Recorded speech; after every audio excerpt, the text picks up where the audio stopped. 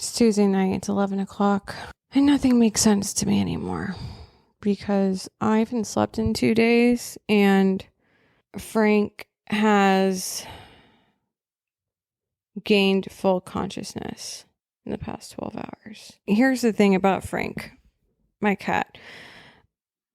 There's one thing that is very clear about Frank and myself and our relationship. And that is that he and we knew each other in a past life. There's no question about it. I don't know if we were married. Maybe he was my son, or I was his child, or maybe I was his cat. Who knows? But there's no doubt about it. And sometimes I feel like I know this cat deeply. But then there's like this little part of me that feels like this motherfucker could literally fucking kill me. I swear to God, I don't know. Sometimes this cat looks at me with blood in his eyes. And I've never seen anything like it in my life. I'm telling you right now, I have been fucking duped. Allow me to explain. I've been fooled. Also, let me tell you, I shouldn't even be recording a podcast right now. I should be sleeping. But I've spent the last few days in a writing hole. I've been doing nothing but writing bits for my page. And in doing that tonight, I was like, okay, tonight I'm finally going to pop my cherry tonight and just post again. It's been quite a few days, almost been a week. I should probably fucking post. I'll just, bite the bullet. So I go to do it, pull out my phone, go to record my little rant. Next thing I know, it's been 30 fucking minutes. And I've been ranting on my voice memo thing. And I was like, what am I doing right now? No, 30-minute rant. That's a podcast episode, not a fucking video. So here we are. So I'm going to try to, recapture the magic / insanity that was happening. Because, the thing is, last episode, not so many people, just a few people told me, oh my God, Alanna, your last episode was so good. And I'm like, am I just completely fucking delusional, or did that suck, guys? Because I feel like that sucked and we're better than that. But anyways, I'm just going to unload a fucking stream of consciousness on you. So bear with me. That's the theme of this episode, baby. Just pure lunacy. We're going to go from one thought to the next, and let me not over talk it, because this is where I always go fucking wrong. So anyways, let's get back on track. Allow me to tell you how I was duped by the world. Okay. Let me explain something to you. You already understand this, okay? There's two mainstream types of domesticated animals that society says is okay to have living in your home. Those are cats and dogs. Obviously, there's birds, hamsters, chameleons, but those creatures are for people desperate for attention. I myself considered getting a chameleon for a period of time, but my mom was about to die of cancer.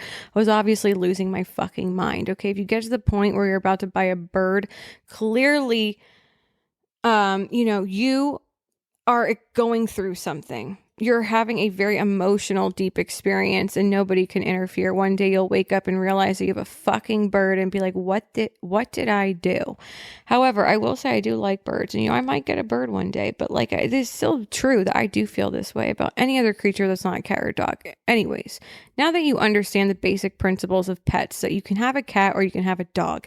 There's so many people in this world, and these people that exist in this world like to categorize themselves. And there's a few ways that they put themselves in a pet position politically, where they align, okay? There's Democrats, Republicans, and then there's cat people and dog people.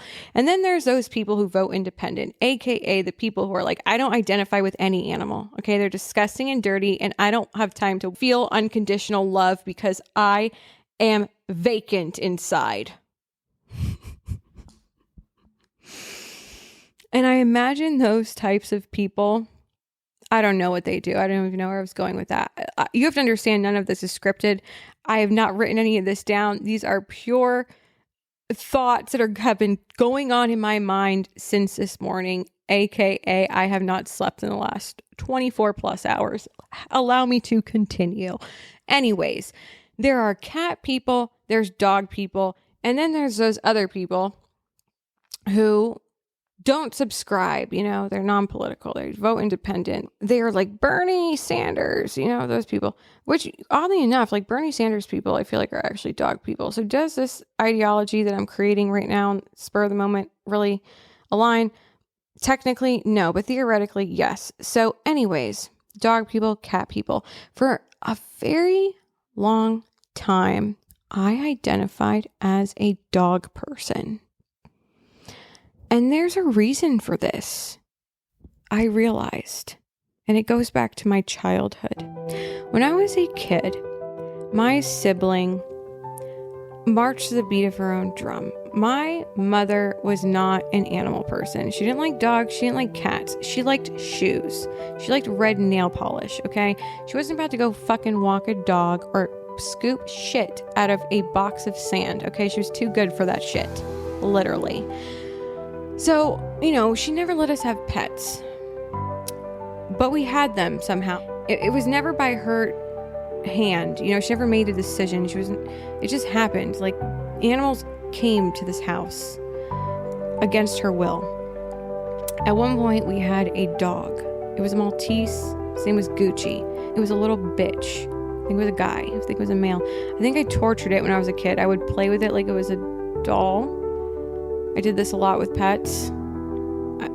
I won't get into it. It's dark. Anyways, I never killed anybody, not intentionally. Let's not even go there. Anyways.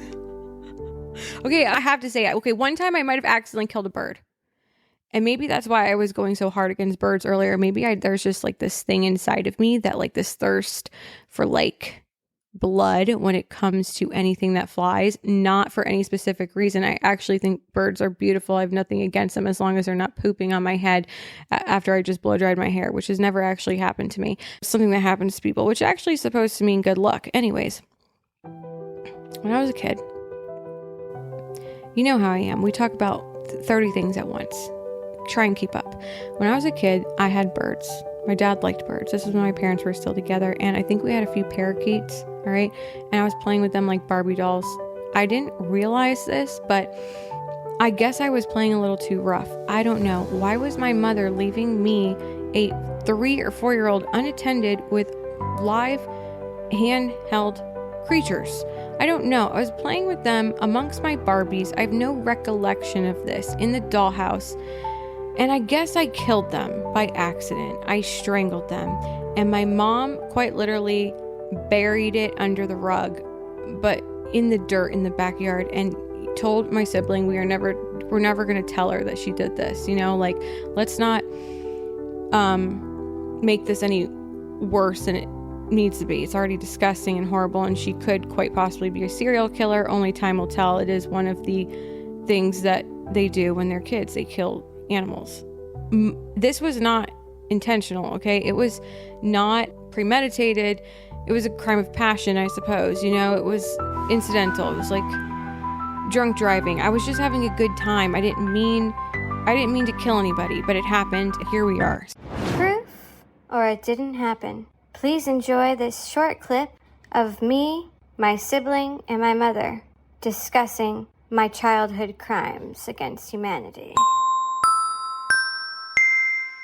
I remember the birds. Her killing them? She didn't realize she. Of course she didn't. She was playing them as a Barbie. Who allowed that? I told her not to play with them, but nobody listened. Were you incapable of removing the birds from her possession? I don't know, but she loved those little birds. She loved them to death. She's like, well, that's just how she expresses love. She kills it. Who disposed of them? And buried them.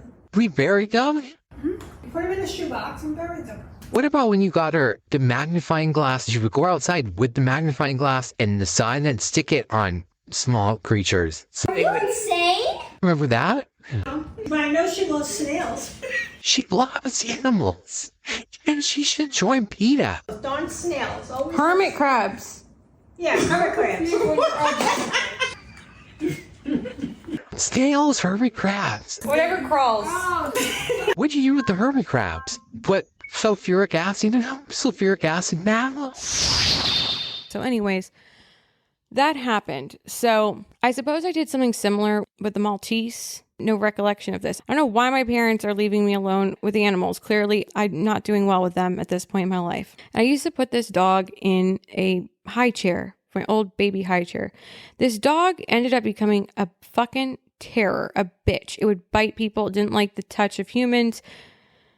And we're talking about a Maltese here. Obviously, this was because of me. It was because I tortured it. You know, it had trauma. I didn't trust people because my mom left the dog alone with Chucky, Children of the Corn. I'm like literally a miniature serial killer up in this bitch, just taking animals and torturing them for my own pleasure. Okay. There was something seriously fucking wrong with me then and now. So anyways, I thought it was all in good fun. Nobody was teaching me. Okay. You have to understand, I raised myself. I was raised by wolves. I say this all the time. Okay. I had no consequences growing up. I never had to turn in my homework to a parent. Nobody ever disciplined me. I was creating my own rules. No one was saying like, hey, don't be so rough with the pets. It was just like, do anything, but just leave us the fuck alone, please. So, you know, that was happening. So this is the real story. This is what I'm getting at. When I was a kid, my sister would bring home animals. Sorry, my sibling would bring home pets. My mom would scream and yell, why is this cat? Now get rid of this cat. I don't want this cat in the house. Get rid of this thing. She'd do that for a day and then it was over. My sibling knew this about my mom. We all knew this about my mom. The thing about her is like she would complain. Oh God, she would raise hell about something. And then she'd forget it. And she'd adapt. It would be like the cat has been here forever. So my sibling brought home some cats. And these cats weren't neutered. This is the 90s, you know? Nobody was doing anything. They were just letting cats fuck everybody in the neighborhood. So suddenly, there were like 16 kittens running throughout my house.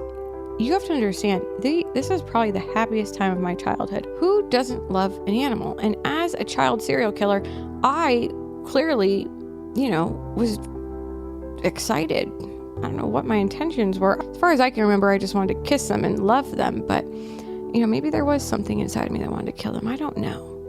So anyways, my mom told me, we are getting rid of all these cats. Do not get attached to any of them. These kittens are going to other homes. So I tried to ignore these kittens. It was really hard because they were really fucking cute.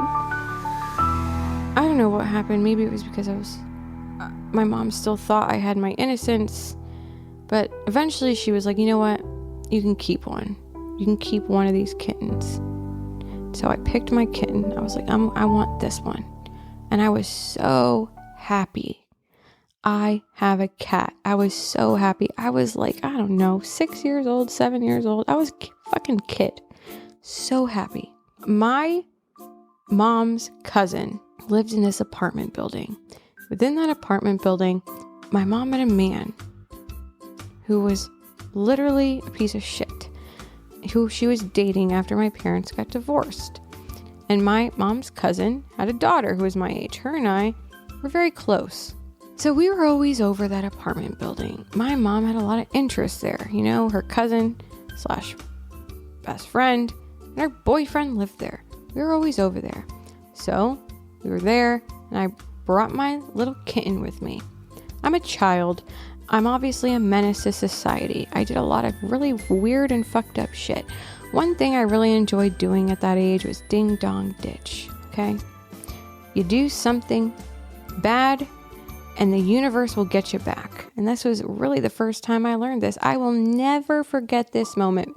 I was knocking on doors and running away. My mom and her boyfriend were, 15 feet in front of us. Me and my cousin and the kitten were just going from door to door in this apartment complex hallway, knocking on doors and running away. Eventually we knocked on a door and they saw us, and coincidentally, the people's door that we knocked on, my mom and her little boyfriend and her little cousin knew these people. They were friends. It's like a fucking Melrose place for divorcees. I don't know what this apartment building was. Everyone knew each other somehow. These people are like laughing. Oh, they ding dong ditch kids. Ha ha, they're so funny. My mom is engaging in conversation with these people and they're like, oh my God, that's the cutest cat we've ever seen.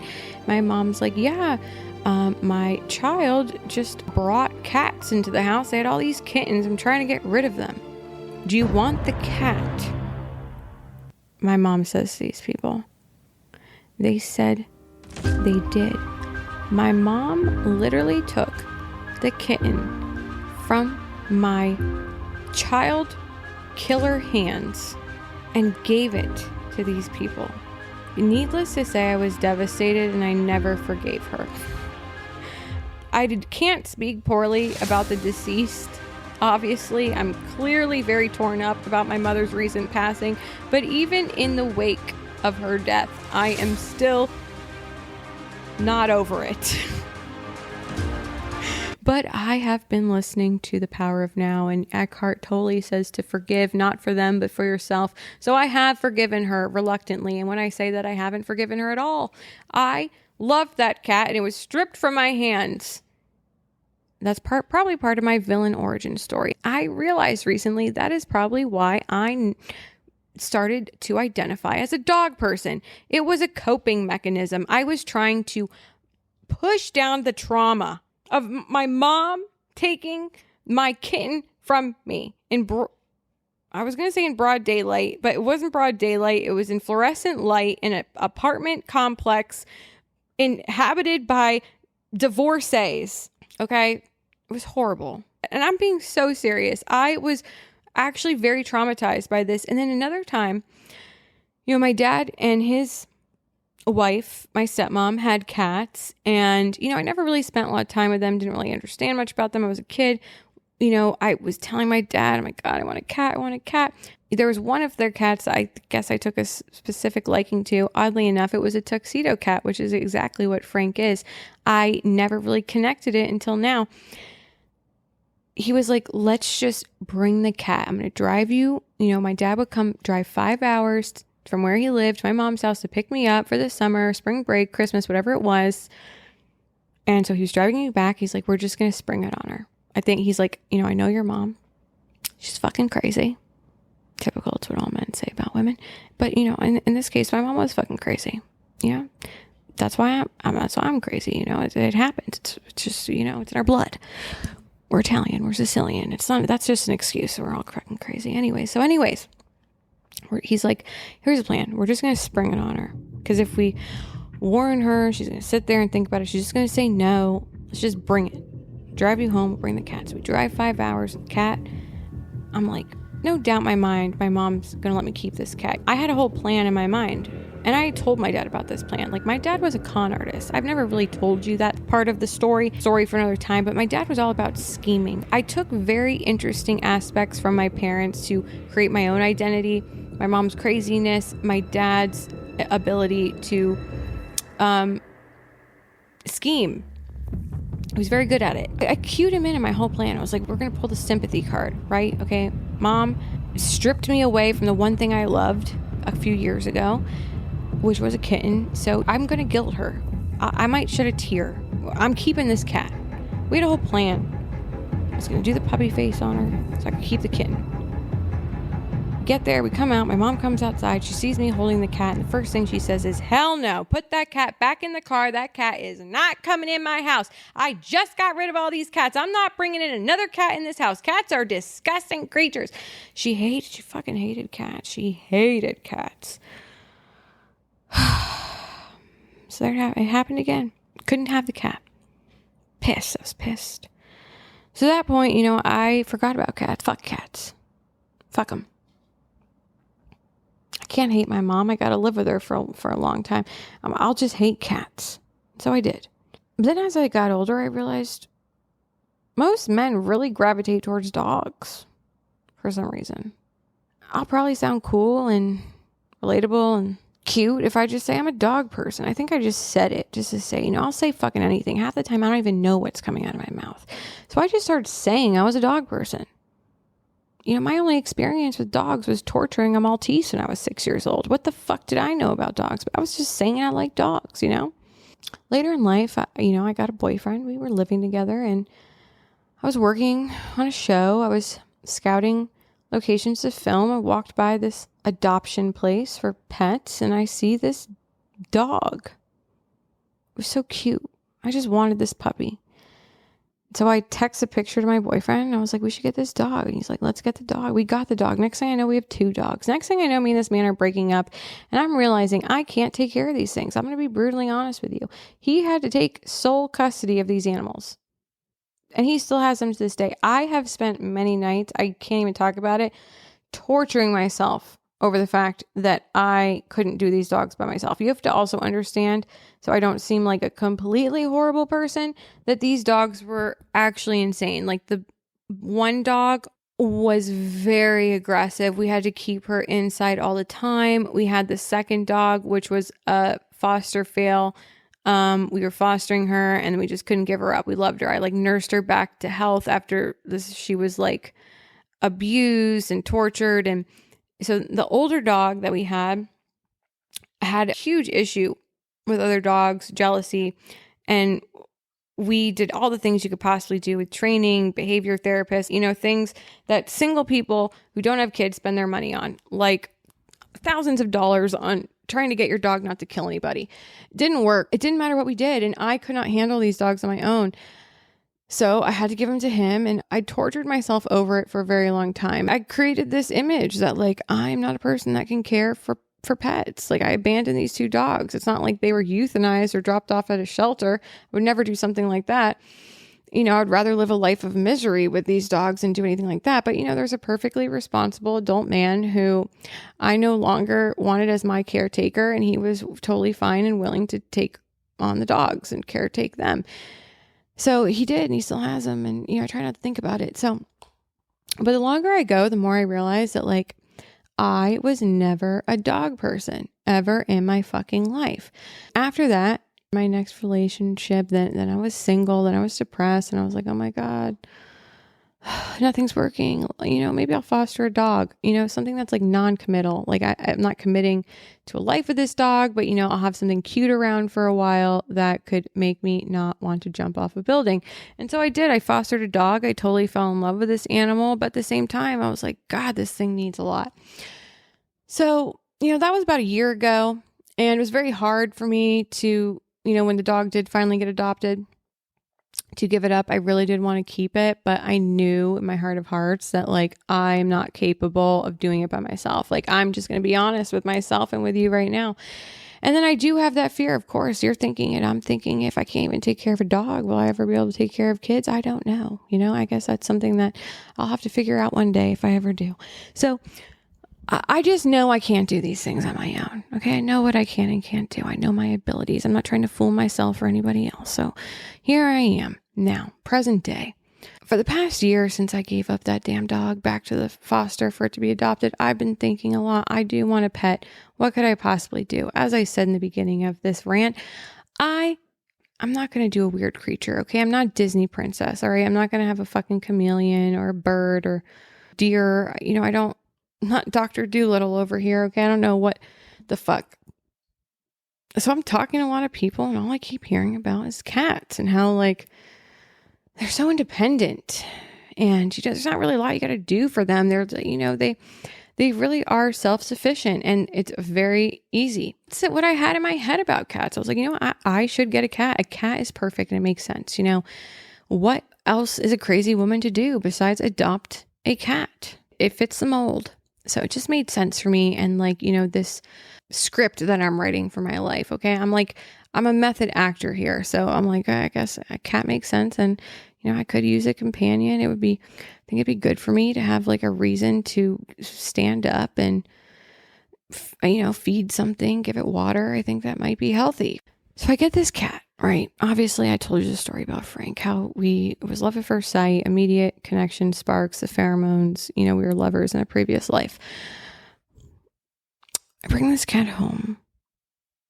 I don't know what I was expecting, but this cat is the opposite of anything that I have ever heard about a motherfucking cat. I don't know what I was thinking. Was I like that this guy was going to come here and start doing my laundry? Like that he was going to like take the car and run errands? I don't know, but I had this idea in my head that cats were literally like paying taxes. Like they were on their fucking own. But this cat couldn't be anything further from that. He's codependent. And I'm beginning to suspect that everything that I've ever learned about cats from the mouths of people was a complete fucking lie, or that their cats just straight up hate them and they're not soulmates like me and Frank. Because here's the thing, I can't move my body a square inch without him literally threatening my life, because he needs to be on top of me all the time. He needs to have his head on my heart to ensure that it's beating and I'm not dying. Now, again, I don't know if it's because he just wants to like eat my flesh or because he's that in love with me. It's hard to tell. But all I know is that this cat is a freak of nature and is codependent, and the last thing he's doing is my laundry. I don't know what this cat is doing in its free time, but over the last 12 hours, it's picked up a lot of new skills. And quite frankly, it's scaring the shit out of me. I don't know how, but somehow he learned about parkour. Part of the reason why I was so drawn to this cat is because he was meek, subdued. He was very observant. He was watching his environment. But what I've come to understand is that he was literally manipulating me and lying to me to get into my clutches, to get me to fall in love with him so I would take him home. And so I did. And now his true nature is coming out. And what I've realized is that he is literally a fucking predator. Okay, he's out to kill. He wants to hunt. He sees blood and he doesn't give a fuck. I don't know what this cat is ever doing. I have no idea what he's thinking. Sometimes I feel like we are connected interdimensionally, and then at other times I feel like I have no idea who the fuck this cat is and he could kill me at any moment. He gets into this position like he's about to attack and kill, and I'm scared. It's a fucking kitten. And I'm literally scared because I don't know if you've felt the claws of a cat before, but it's no fucking joke. Like that thing could kill you. So yeah, I don't know if I said this, but yeah, today he discovered parkour. He is trying to get from one point to another in the house in the most creative ways possible. He is propelling into midair, 10 feet. He's been here for almost a month now. I've never seen him attempt to jump on anything, but now I'm pretty confident he could scale a 2-story building. He has gotten in places that I didn't even know existed. I'm like, how the fuck did you get up on the second tier of the closet? The wire rack closet? I have no idea. He is innovative. He is a menace, and he is right to be named Frank, short for Frankenstein. He's a little monster, and honestly, I love it. I do. You know, I do have to sleep with one eye open, but what I've learned from this whole experience is that this is my karma. I was thinking this whole time that Frank embodies what I've been looking for in a man, which is like extremely possessive and obsessed with me. But what I've come to learn in the last few days is that Frank is not what I want in a man. Frank is literally me. And all the ways I've used to describe him is exactly how the men I've dated recently have described me. Frank, is a curious creature. He either wants to hug you for 10 hours straight, and if you dare to move, he will claw your fucking eyes out, or he wants absolutely nothing to do with you. And if you push him and try to get him close to you, he'll never speak to you again. Sounds pretty fucking familiar. Frank also is very hesitant to trust anybody at all. And he's always ready to attack at a moment's notice. He's like literally waiting for you to do something wrong so he can have a reason to attack you. Sounds motherfucking familiar.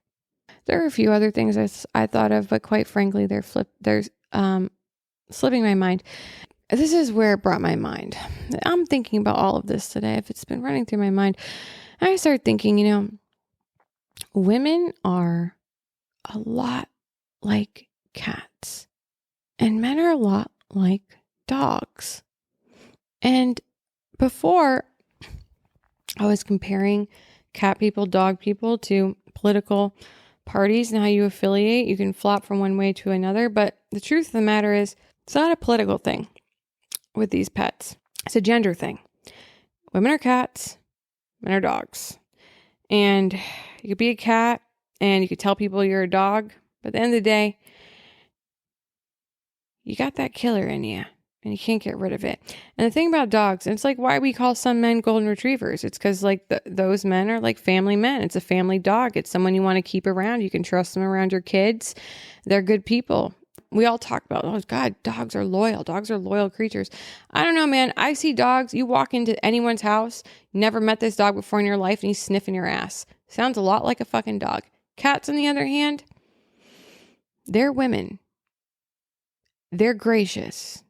They are cleanly. Although sometimes you do have to wipe their ass because I don't know why it just like starts, like, can you not reach your ass? I don't really understand. Like they like to be groomed. They're delicate. They're hunters. They're on the prowl. And they're inconspicuous. I don't know what made me believe that cats and dogs were so similar. Probably just like my lack of understanding and knowledge and long-term ownership of an animal. But you know, this very short time that I have had with Frank, because I have had no other human to really dissect and psychoanalyze, I've had to do it with this cat because it's in my nature to do such things. And so I have learned a lot about this cat and what it means to be a cat and the differences between cats and dogs. And will I even put out this episode? Because let's see here. I have talked for literally 30 minutes about cats. And that is my cue to get a life. Here's the other thing I was thinking about in my 3-minute rant on my phone that turned into fucking 30 minutes. I don't even know where to begin with this theory, this conspiracy I have. And like, I'm tapping you in right now to my brain and what goes on inside of it. It's scary and weird. And I don't understand it most of the time. And I'm sure none of this makes sense. And you're probably Googling, you know, the local authorities and does this bitch need a wellness check? I don't even know where she lives. I don't even know this girl, but for some reason I'm scared for her life. What is she going to do? She's been spending way too much alone time with her cat and, you know, leads to dangerous things. So anyways, let me start from the beginning. The other day I had a realization and it's something that I have thought about before and possibly mentioned in other videos. You might have heard me say it. But I confirmed the other day with absolute certainty that there is no possible way that men can read at an adult reading level, anything above 12th grade. And I'm going to explain to you how I came to this conclusion. And this is going to go in a lot of directions. It's going to be a lot like my earlier story with the birds and the cats and the dogs, and we went all over the world with that one. This time we're going to go into outer space. So here we go. So just try and stay with me here with this. Okay. So when I was a kid, my mom had a boyfriend, a different boyfriend than the one I mentioned earlier in the apartment building. It's a different guy. We would hear about this man. He was kind of like a myth. We didn't know if he existed. It's like my mom talked about him, seeing him sometimes. It was never really that serious. One day out of the fucking blue, this man moves in with us. I've heard about this man over the last 5 years. I met him probably one time. The guy was out of his goddamn mind. He one time lied to everybody and told everybody he owned this Italian restaurant. Turned out he was literally the maitre d'. Okay? Pretty big difference. He was a loser. But my mom was in love with him. I don't know what happened. It was in middle school, but one day the guy comes over and he never fucking leaves. Suddenly he's living with us, okay? You know, it's not like this guy abused me or did anything like gross. Doesn't go in that direction, but he did something far worse. He was arrogant and annoying, and he chewed really loudly, and he would lie about books and movies that he claimed to have seen and read that he never actually read, so he could appear smart. And even at my young age, even in 6th or 7th grade, I picked up on this very quickly. His entire existence annoyed the fuck out of me. I hated this man, and I was convinced he was illiterate. And I was not quiet about this. I told everybody. I would tell him to his face. I would challenge him at times. And I swear to God, I just want you to picture this. This is a grown adult man, okay? I don't know. They're in their early 50s, late 40s, these people. He's an Italian man, New York accent, breathes very heavily. For some reason has an issue with wearing a shirt inside. Chews loudly. All of a sudden, this man's living with us. I can't stand him. The one redeeming quality about him is out of nowhere, my mom was like totally okay with me going to the movies, the mall by myself with my friends. And I was like, okay, this isn't all bad. I'm actually like able to leave the house because for some reason when I was growing up, my mom just thought like no matter what I did, where I went, I would get molested. Okay. Like she just had this crazy fucking fear that either I was going to get hit by a bus, kidnapped, or molested. I was never allowed to sleep at someone's house if there was a man there at all. Didn't matter if it was a brother, an uncle, a dad, a fucking male dog. If there was something that was attached to a penis inside of the home, I was not allowed to be there alone ever. And that was the case for my entire childhood. But when this man entered the picture in 6th or 7th grade, all of a sudden I was allowed to go to the movies. Still a lot of rules, but like, you know, my mom wasn't checking my homework or like raising me in any type of way outside of just making sure I didn't get touched inappropriately. That's the one thing she really did right and was really focused on. It's like she could only handle one task at a time, and that was the one she chose. And I'm very glad that's the one she picked, because honestly, I would rather not get touched by a fucking weird dude than know the difference between what's right and wrong in society. I was left to figure that out on my own. I don't even know if I have. So anyways, this man's here. I'm able to go to the movies. So it's it's the only thing I liked about him. But I would do this thing where we would sit at the dinner table, which is something we never did before. My mom never cooked a meal after her divorce with my dad. Suddenly this guy's living here and she's like cooking every single night. And I'm like, these people are living a lie. This is a den of thieves. These people are all corrupt and they're all lying to each other and I can't take it. I want to expose these people top to bottom. Everybody here is corrupt and you're all lying to each other and I can't live in a house of lies. It was driving me crazy and I just wanted to bust this cap wide open. I didn't care if this was my mother. I hated the whole thing. This wasn't love. This was a lie. And I couldn't bear witness to it. So I did everything I could to expose the truth. Clearly, I have never changed. From conception to present day, I am the exact same person I've always been. So we would be sitting at the dinner table. I would take out a piece of literature and I would challenge this man to read it at the table. I swear to God, hand on the Bible, God strike me down if I'm lying to you. I'm fucking 12 years old. This guy is 50. We're sitting at the table eating a meatball. My mom has never eaten red meat in her entire adulthood. As long as I have been alive, I've never seen this woman put red meat in her mouth. And suddenly this bitch is cooking meatballs and just eating them like it's something she's been doing her whole life. I'm like, this bitch is a motherfucking fraud. I don't even know what's happening here. I can't take it. All I want is this man to look at Catcher in the Rye and read me the dedication page, and he wouldn't even do it. You hear me right now? This man wouldn't do it. He couldn't do it. I don't know if he was just being a prick or if the man truly could not read a fucking sentence. All I know is I felt validated. I knew it. And I would tell everyone. I was bragging about it to people. Cousins, aunts, uncles, anyone who had a fucking ear. I was like, there's a strange man living in my house who doesn't know how to read. He's 50 years old and I'm supposed to respect this guy. He can't even read the index of a 7th grade reading level book. Here I am having to respect him. Guy doesn't even know his vowels. Does he even know what a noun is? An adjective, for Christ's sakes. I couldn't take it. I was like, ugh, God. Eventually, he did leave us.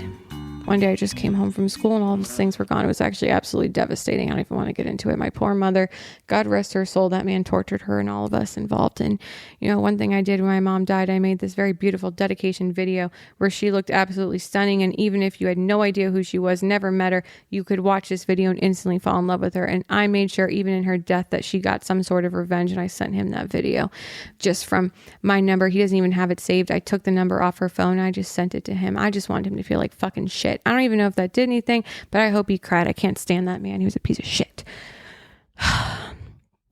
which actually how he left this family is very relevant to where I'm about to go with this whole entire story. This man literally up and left. I came home from school. There was nothing in the closet. He didn't warn my mom that he was leaving. She had to come home from work to find that all of his things were gone. That's a horrible way to leave a person. Absolutely fucking horrible. Hate that man. Anyways, I felt for her in that moment. Anywho, for some reason or not, one reason or another, I don't know why, I woke up one day and I was like, I'm going to go to the public library. I don't rent books. I purchase them. Because how else would I prove to people who come over that I am better than them? I don't know. Maybe it's just me, but for some reason, I get this weird joy. Probably something that happened in my childhood. I get this weird excitement when I curate a collection of books that are far beyond anything of my comprehension and put them on a bookshelf for all to see. Have a man come over my house and you know he's going to look at them. They always do. I don't know why, but they're just drawn to the books. Probably because they don't know how to read and it's something that they never really quite could understand. So it's interesting to them. They always go to the books. They're always so impressed. Oh my God, the stranger. Wow. She's deep. She's introspective. She thinks. She's different. This is a big thing, I think, in my generation. A lot of these men watched Garden State and Donnie Darko, and it's kind of like the movie The Ring. You know, if you don't know what the concept of that film is, you know, you watch this VHS tape and you change. You're different. And you die in 7 days. That's pretty much what happens to people after they watch Donnie Darko, Garden State, or 500 Days of Summer. Something happens to you, especially men, it changes you inside and you're never the same.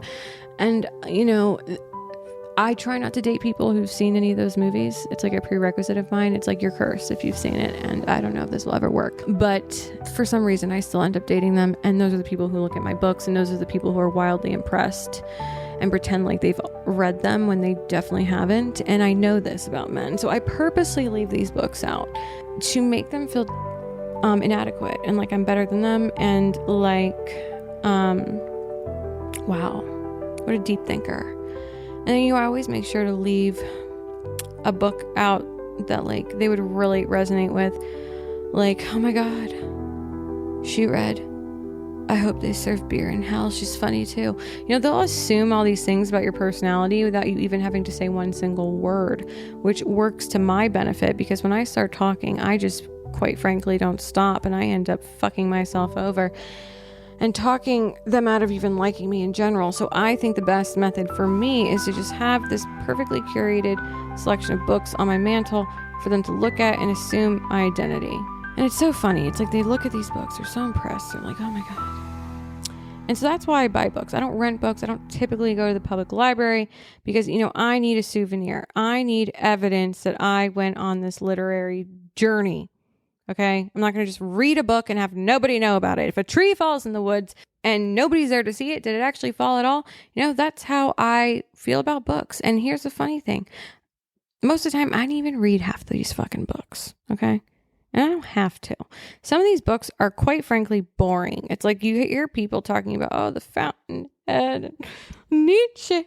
And oh my God, I did read all of Charles Bukowski's poems. I can't even lie about that. There's some things I hate to tell you. I love to act cool and act like I don't read. And to be honest, 50% of my books I haven't. And I will lie to men and say that I did because I really don't need to know much about them to lie and say, you know, context clues. You just look at the cover, like Girl on a Train, ambiguous cover, girl looking out the window on a train. You just know some shit's about to go down the train. All you have to do is be like, yeah.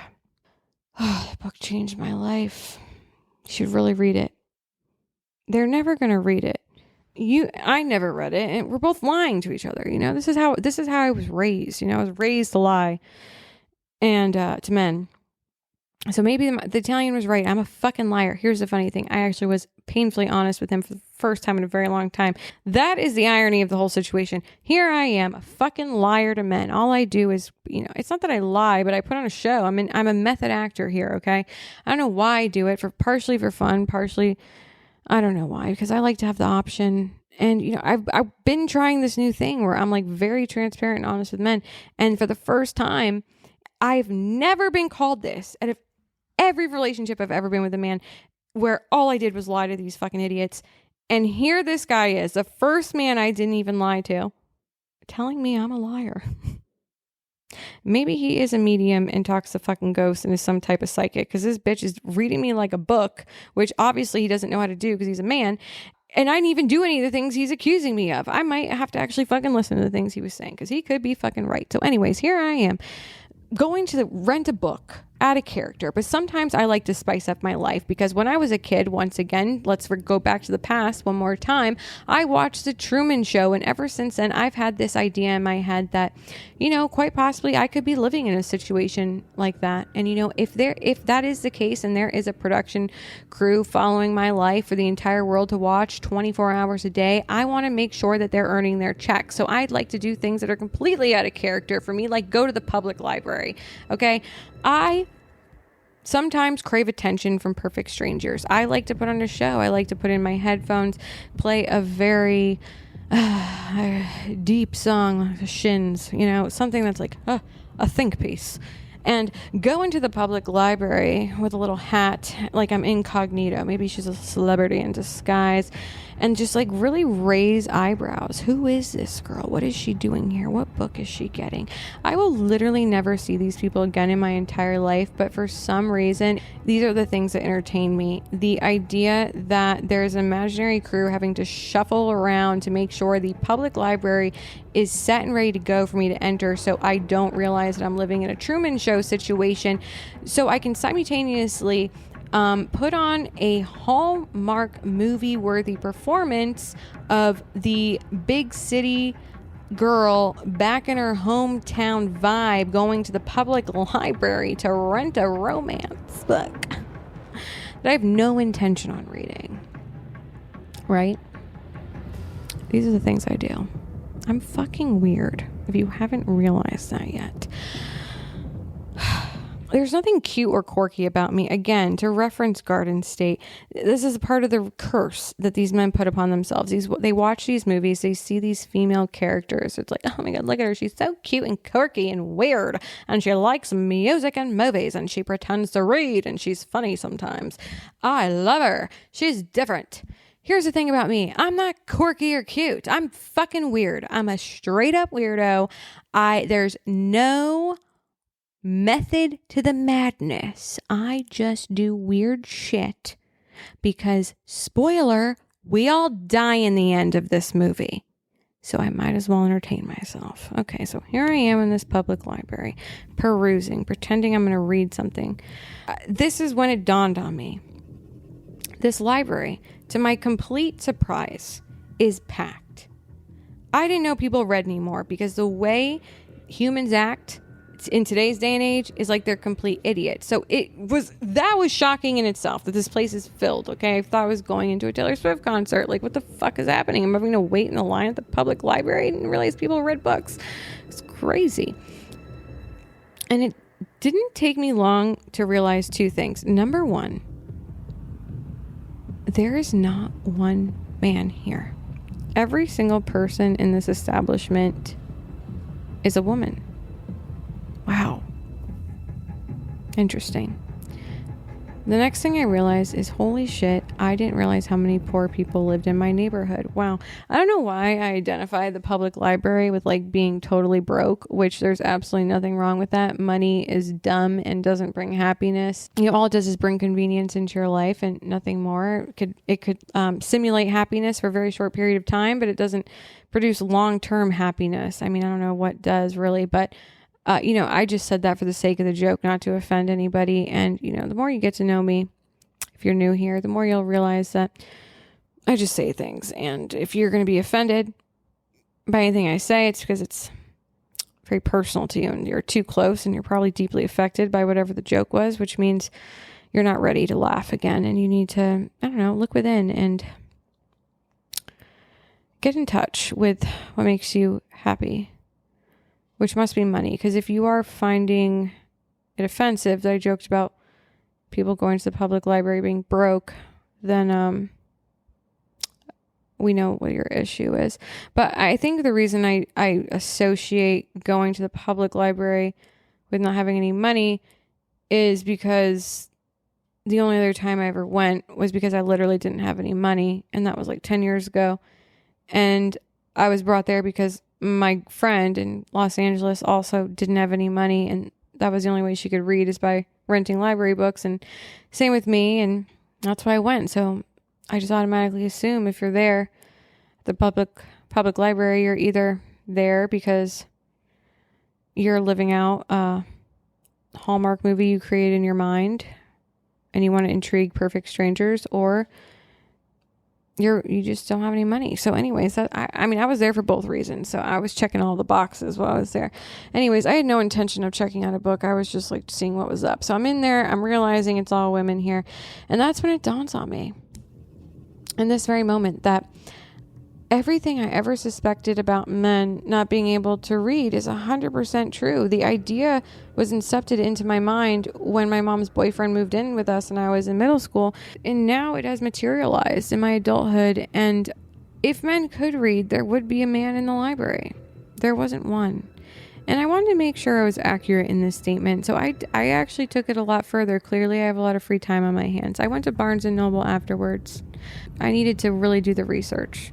I go in there, not as crowded as a public library, which clearly tells you where we're at in this economy right now. And again, only women. I saw one man inside of that Barnes & Noble, and he was an employee. You literally have to pay a man to open a book these days, okay? They just don't do it these days any day. And here's what I realized with all this.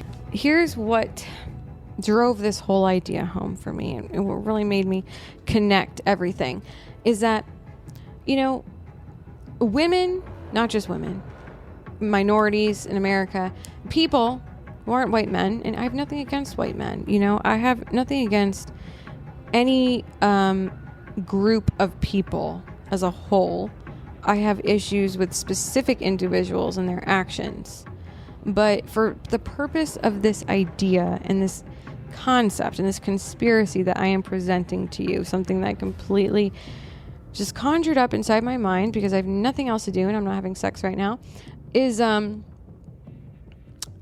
back in the day, which is something people say when they have no idea when something actually happened. I imagine the 60s. I don't know. Women are fighting for their rights. You know, black people are fighting for their equal rights. And the white men who run politics, who are oppressing these groups of people, are fighting so hard against doing this, when in reality it should have been just a simple conversation like, hey, we're women, we would like to vote and learn stuff. And it should have been like, okay, cool, sure, go ahead. Why was it so hard? The fuck? And this is when it dawned on me. Why else would a man fight so desperately for us, not only women, but other minorities, trying to fight oppression, trying to be equal to the white man? Why else would they fight so hard for us to not have any rights? And if they were trying to cover up the fact that these motherfuckers can't read, they didn't want us to know that they're all just fucking idiots. It's so much easier to oppress us because they are so intimidated and scared for any of us to learn that they ain't shit. And now in 2025, we know that. We see it every day. Oh my God, this is what really was getting me going. This is when I really started burning the midnight oil when I should be sleeping right now. My gears really started turning at this point, and this is what I'm going to start telling you. It's like, holy fuck. Men are so egocentric. They really, truly are. And here's the thing. Me personally, I don't want to fucking vote. I don't want to work. I don't care. The only thing I'm grateful for is the fact that I can like tell jokes, no one really finds them funny, but like I now have the equal right to tell horrible jokes just like a man does. And so, that brings me some sort of happiness. I'm grateful for that because, back in the day, I probably would have been fucking burned at the stake. The type of person I am, one of these motherfuckers would have called me a witch, said I was insane. You understand, people like me, women like me, oh my God, I would have never survived, dude. I'd never fucking survive. I'm way too opinionated. I'm way too like weird, crafty. I've told you before, I don't fuck with the dark arts. Okay. Anytime I light a candle, I get fucking pregnant. I'm too powerful. I can't even do it. Don't even fuck with me when it comes to that shit. I won't do it. Magic is not for me. I think it exists. Okay. It's all around us. These things are just tools, but listen, I can't fuck with that shit because I will literally, ask for a bird and I'll get a fucking dragon. Like, it's never what I actually want. It's like very difficult for me to manifest because I end up like doing it too much. It's like, bitch, simmer down. Okay. You're like really overdoing it with this stuff. So I try to stay neutral in all aspects of my life. I won't even fucking bring a Yankee candle into this house. I'm scared. I'm scared of what I'm going to conjure up in my future. So I just don't fuck with it. Point of the story is either way, I would have been burned at the stake. They would have called me a witch. I would have like been in a padded room, shock therapy. I see it. I would have literally been one of those bitches on the fucking slab tied to the table and they're performing experimental psychiatric shit on me. I don't read, so I don't have the fucking vocabulary to explain what I'm thinking. But listen, I would have been fucked entirely. I'm grateful for what those women did back in the day. So we could like just be crazy, not in peace. Obviously, no one will just let us be in peace and like be insane. They have to like continuously ridicule us for it. But like still, I can still say things and like halfway get away with it. I still get called like every name in the book, but like, whatever. It's casualties of war here. So anyways, then I'm thinking, of course these men also don't want anyone to be gay because God forbid women become lesbians and find the G spot, because all these men do is search for it, and women give up. They just start pretending to have orgasms because honestly we're fucking tired and we don't have all night. And it's like, listen, you had your entire teens and 20s to figure it the fuck out. I can't teach it to you because honestly I'm scared to put anything in my own vagina. I was expecting you to figure it out. This is why these men don't even want women to become lesbians, because the second we get our hands on somebody else's body, women will figure it out in one fucking night and then they're busted. Okay. They were never trying to find your G-spot. Okay. Why? Because they're fucking gay. And as far as they're concerned, it's in your prostate, because that's where it is for men. And if God didn't believe in gay people, why the fuck would a man be able to have an orgasm in his asshole? Explain that to me. Please, somebody. Men already found the G-spot in men's butts. Okay. They're not looking for yours. That's how I know if a man is gay or not. Okay. Can you help me see God in this area? Can you do that? Are you capable? Do you have the abilities? If you can't, I know. And with that theory, basically every person I've ever had sex with is gay except for the Italian. So, and Kundalini guy. I'll tell you what, this past year has been very good for me sexually. I have really learned a lot about myself through men. I'm like, holy shit, how did you know all these things? Who taught you? I'm like, the internet and social media is terrible for a lot of things. And it's really instilling fear in everybody in terms of everything. Politics, leaving your house, dating the opposite gender. There's a lot of things social media has done that's bad. But, then there's those other things that are actually pretty good. I'm left to assume they had to hear it on a podcast. I don't know what else these men do besides listen to other men cry on a microphone. Which brings me to my next point. I was watching a sitcom the other day, a very old sitcom. I don't even know what it was. It was a fucking clip on YouTube, okay? I'm watching this sitcom from, 70s. And all these people are doing are tearing apart women. It's not really much different than what happens now. And now women also equally tear apart men. But the one difference is that when I'm watching these sitcoms, which are made for the consumption of the entirety of the country. They were so blatant and crude and just like, women are whores. Women are idiots. Women can only make sandwiches. That's literally the premise of all these sitcoms, and all these women, they have literally no personality and are just like there to like have a woman in the room to like check that box. Okay, they're like the token wife to like confirm to the audience that like you're watching a straight man on a sitcom. Don't worry, people, he's straight, okay? Here's a woman. She has zero personality, nothing interesting about her, nothing that is like even remotely relatable, nothing like an actual woman. It's like some kind of freak bot just standing there. Like, yes, honey, here's your sandwich. I'll be taking care of the children. And then here's the husband on this fucking sitcom with a laugh track, aka hired guns paid to laugh at things that are not funny. And he's responding to her like, ha ha, thanks, honey, you're a whore. And then ha ha ha ha, so funny. Women are whores, aren't they? And here's the funny thing. I don't remember, or I don't recall, or I haven't seen any evidence to prove that women weren't really complaining back then about the jokes that were being made on television. And you listen to all these rap songs, and not just rap songs, any fucking song, any type of art. And listen, I have nothing against it. If you are making something, creating something for the purposes of entertainment, have at it. Say whatever the fuck you want. I'm not here to fucking complain. I appreciate entertainment and the arts and the farts. Actually, please never fart in front of me if you're a man. I really have to be in love with you, or I will literally be so disgusted by you. Anyways, I appreciate these things. I have nothing against it. However, what I do take issue with is like, we as a community of women have taken so many insults and stabs from men over the years.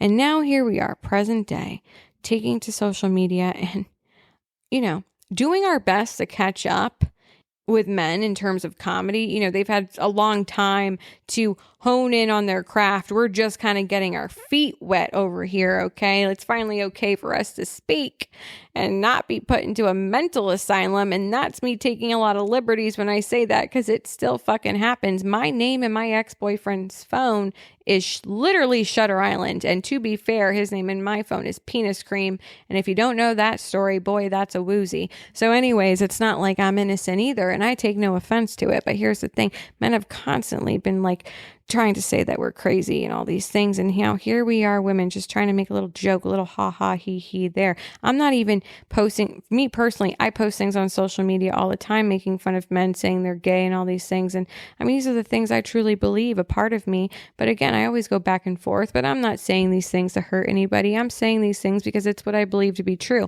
And do I hope you find it's funny? Of course, but I'm not saying it for the purposes of being funny all the time. Of course, life is a fucking joke. So inherently, sometimes it's going to be funny. And I say this because, of course, whenever a woman attempts to say, oh, it was a joke, a man's natural response to that is, well, women aren't funny. There's nothing funny about a woman. She's not funny. Bitch, I'm not sitting here crying about anything that you motherfuckers say. You can't even fucking read. They can't even take a fucking joke. So I say all this to say, honestly, history all makes sense to me. These men have tried to control women for so long, and everybody else, the white man. I'm saying this to say that men are jealous of women and they can't read. Quite simply, this is what I determined at the library today. Hope you have a great week. And that's our episode for today.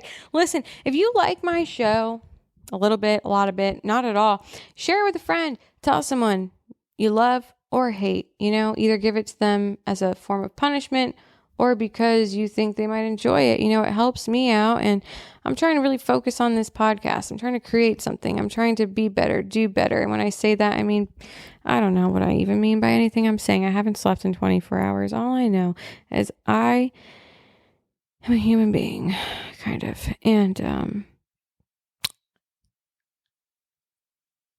other thing I realized is the longer I went on Courtney Robertson's podcast today.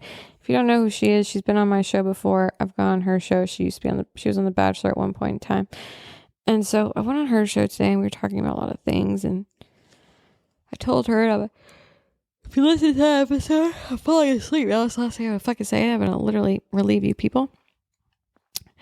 Gave you a break from my mouth. You know, I was telling her this. I was thinking about this too. I need to stop thinking. Power of now. Seeing that longer I go being single, the harder time I have believing that I ever was in a relationship.